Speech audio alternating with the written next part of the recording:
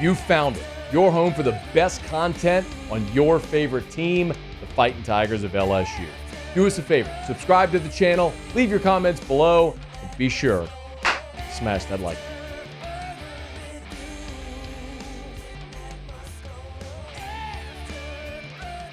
Well, LSU is just about a little more than a week away from starting spring practice. When they take the practice field for the first time, they will be down one coach. Reports first on Thursday from Luke Johnson, followed by our guy Ross Jackson over at LouisianaSports.net, that the Saints have reached an agreement to make Bo Davis their new defensive line coach, meaning Bo Davis will be leaving LSU after just one season in Baton Rouge. This is a really, really, really significant move. More so for LSU, I think, than the Saints. That's not to discredit Bo Davis's ability to coach in the NFL. He's done that, and I think he'll be just fine. But I think this is far more impactful for LSU than it is the New Orleans Saints. I think, so a couple things. We'll get into what this means for LSU, but let's start with the why, because I think that's the question everybody's asking right now is, why would Bo Davis, 1 year after taking a job at his alma mater, making the highest paid defensive line coach in the country, made $125 this season, that increases by $100K per year on his 3-year deal. Why would Bo Davis leave after one season? Well, while it's disappointing, it's not that surprising. Coaches are retiring and leaving college sports. Veteran coaches are retiring and leaving college sports, largely all for the same reason. It's why Nick Saban retired. It's why Chip Kelly left UCLA, where he was a head coach, to go be the offensive coordinator at Ohio State and now has jumped into the NFL. It's why Jim Larrañaga left Miami in the middle of the season. It's why Jeff Hafley left Boston College as the head coach to go be the defensive coordinator with the Green Bay Packers. It's why last year Kane Womack and Maurice Linguist, who were both head coaches at the G5 level at South Alabama and Buffalo respectively, left those spots to go be assistants on Kalen DeBose's staff at Alabama. That's why Sean Elliott, who was the head coach at Georgia State, left to go be a position coach at South Carolina. It's why Jerry Kill, who was the head coach at New Mexico State, who won 10 games, left to be a consultant at Vanderbilt. It's not every coach in college football, but there's enough coaches in college football to recognize the pattern, and Bo Davis is part of that. It's pretty well known to everybody in coaching and in circles around LSU that Bo Davis doesn't love the path that college football is on. Bo Davis, throughout his career, has been a very, very good recruiter. And whenever recruiting becomes more about money and less about relationships, that's going to be off-putting to someone who's been so good at that piece of the game for so long, because he's very good at building relationships. Remember Robert DeSanto? This is Dylan Battle, who's one of the 4 defensive tackles that Bo Davis signed in this most recent class. We had Dylan Battle's high school coach, Robert DeSanto, on our show after Dylan Battle committed to LSU. And I asked him why Bo Davis is so good at recruiting, how he differs from other recruiters. Bo has the respect of not only the players that he recruits, but the parents that he comes in contact with, because he keeps it real with them. He tells them the truth. Not only is he there to tell them exactly what's going to happen. I'm not going to sell you a bill of goods, but I'm also going to tell you I'm going to take care of your young man, and I'm going to do all the things that I need to do to make him a better man in the end. And it's not just about football. I mean, I think with him and what sold Dylan and sold Dylan's family is that they felt like Bo Davis was going to help him continue to grow up and mature and become the young man that he needed to be. Okay, so that's the part of recruiting that Bo Davis has thrived in, and that is becoming less a part of recruiting now. Bo doesn't like NIL. He doesn't like agents. He doesn't like talking to players' reps. This is a lot like Nick Saban, his mentor, who brought him into college football as a coach, brought him to the Miami Dolphins, brought him to Alabama. I mean, he's of that mold. He doesn't like it.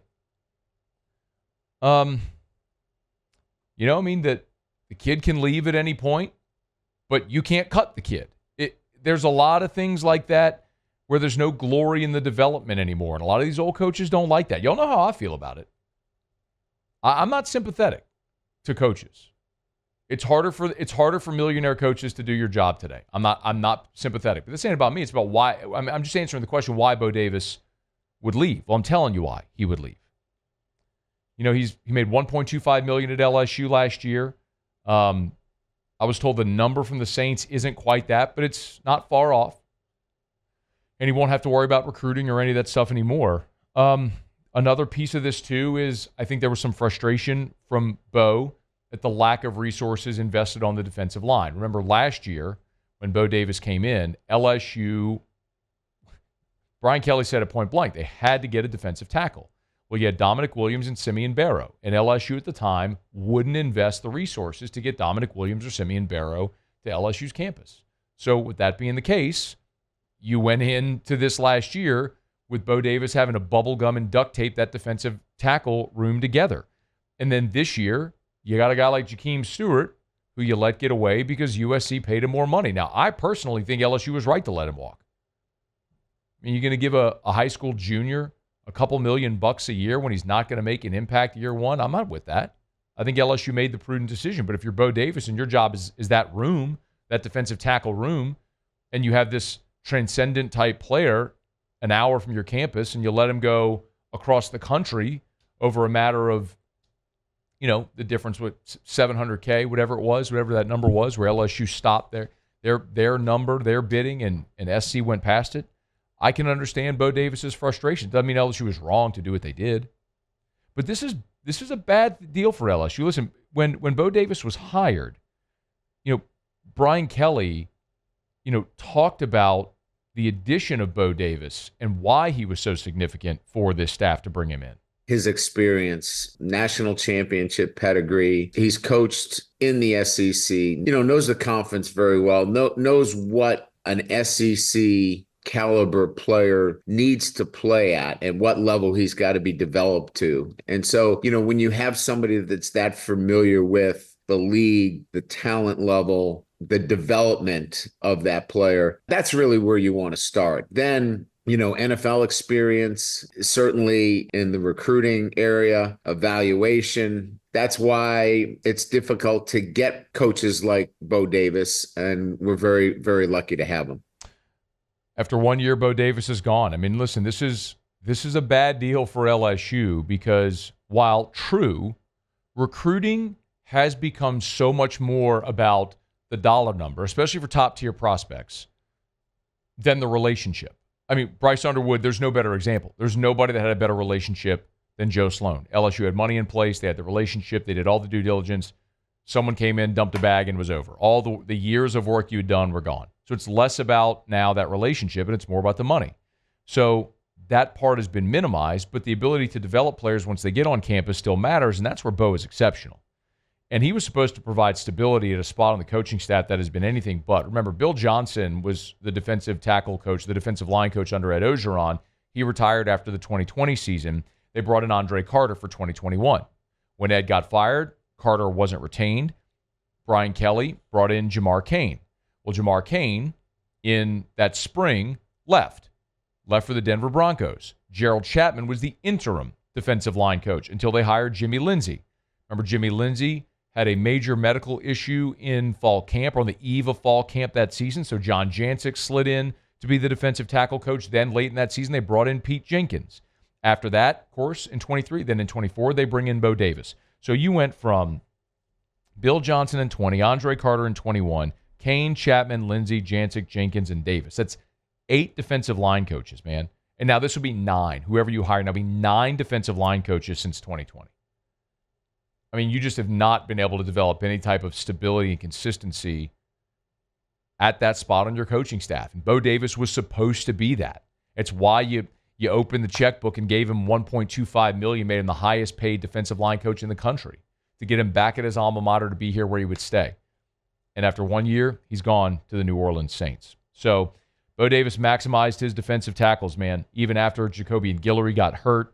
You know, Gio Paez, JVR Suggs, you know, Paris Shan moved from end inside.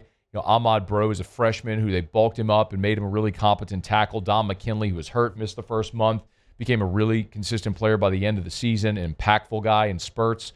So Bo Davis deserves a lot of credit for the competency that group had and was really excited to see what it would look like. Look, they just signed 4 incoming defensive tackles for that group as well that we're going to watch Bo Davis mold. They brought in Sadir Mitchell from Texas out of the transfer portal, a guy who played for Bo Davis there. Well, now Bo Davis isn't going to coach any of those guys. We'll see who it'll be. I don't have a ton of names for you right now. What I would assume they'll do in spring anyway is Kevin Peoples, who coached the ends and has coached the entire defensive line before, will probably take that group. And remember, Bo Davis's GA was Jamarie Rasco. Remember, Rasco played at LSU. He's on staff as Bo Davis's GA. So it would stand to reason that Rasco would maybe take on a bigger role during spring. I do not think Jamarie Rasco is going to get this job full time, but I think he'll probably just take on more of a role in spring on field as well. So we'll see what they do. Hey, thanks so much for watching. Please leave your comments. I love to interact, and be sure to hit the red subscribe button below.